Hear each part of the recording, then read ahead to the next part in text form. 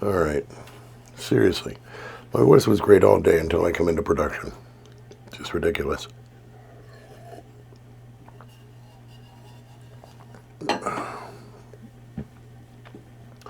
Oh, the reflecting pool and the vandalism claim in the case about that pool.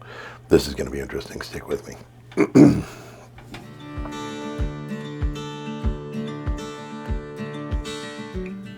Greetings and felicitations again, my fellow perceptive purple people. I wanted to take a few moments to talk with you about a detail regarding the vandalism claims of the reflecting pool and the Lincoln Memorial, and more importantly, how the lazy thinking of the press is inadvertently lying to you about the veracity of the claims being made in court about it.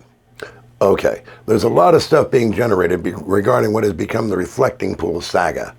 I have other episodes on that, but today I wanted to concentrate on something that on this side of the saga that has been misreported by both sides of the media as a Trump official statement saying something that it is most definitely not saying. Okay, the case. The Cultural Landscape Foundation versus United States Department of the Interior, case 1:26-CV-01593. I'll have a link below. In this federal case, the U.S. Department of the Interior is being sued regarding the reflecting pool project over, well, pretty much everything wrong with it that they can think of, really. Anyways, the court decided that they needed information about the reported vandalism of the reflecting pool and required a sworn statement verifying that the pool was damaged by vandalism from the government. Enter Frank Lands, the Deputy Director of Operations for the National Park Service, who was given the task of writing the cover story for the court on behalf of the Trump administration. He presented the court with his sworn statement, all of which is true, by the way. Now, only one of the paragraphs has anything to do with any damages, so we'll skip over all that other unrelated stuff and get to paragraph number 5, which bears greater scrutiny than it is given. Quote, 5.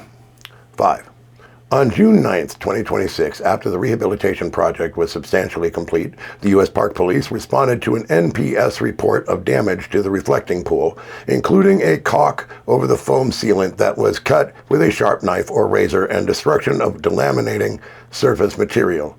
In addition, approximately 70 fence post tops were thrown into the pool. Unquote. So, my fellow perceptive purple people, can you see the truth through this statement? What is he actually swearing to here? If you said vandalism, I suggest you reread it. You see, at no time does he say that any vandalism actually occurred. No, sir. All he's testifying to is that the U.S. Park Police, which is under the National Park Service, by the way, responded to a report by the National Park Service claiming vandalism damage to the reflecting pool. Note that it doesn't give any indications toward the validity of that claim, merely the response to it. Translation: we responded to a report from ourselves about vandalism. That's it, folks.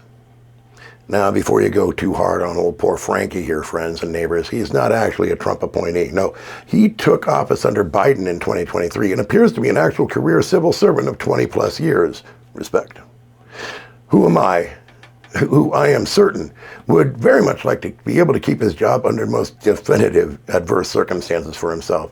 So what is he to do when told to cover for his new boss with a sworn statement to a judge under penalty of perjury? He's really between a rock and a hard place, ain't he? So I think I can forgive a bit of creating writing on his part for this. In fact, let me tell you something. I have written thousands of reports, and I understand bureaucratese. And bureaucratese is a particular little language within a language of English. The best way to explain it is, it isn't what's said, it's what's not said that you should pay attention to. I gotta give it to this guy.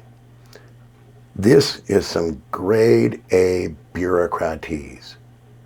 Nobody else can read through it unless you pay attention. And I gotta tell you, I've written a few reports with some really slick bureaucratese. You know, you end up with a situation like that, and you know about it yourself probably in your job, where you have a boss who's demanding you say something that just ain't true, and you're not going to lie, so you got to do something. So give Frankie a break here, all right? But that said,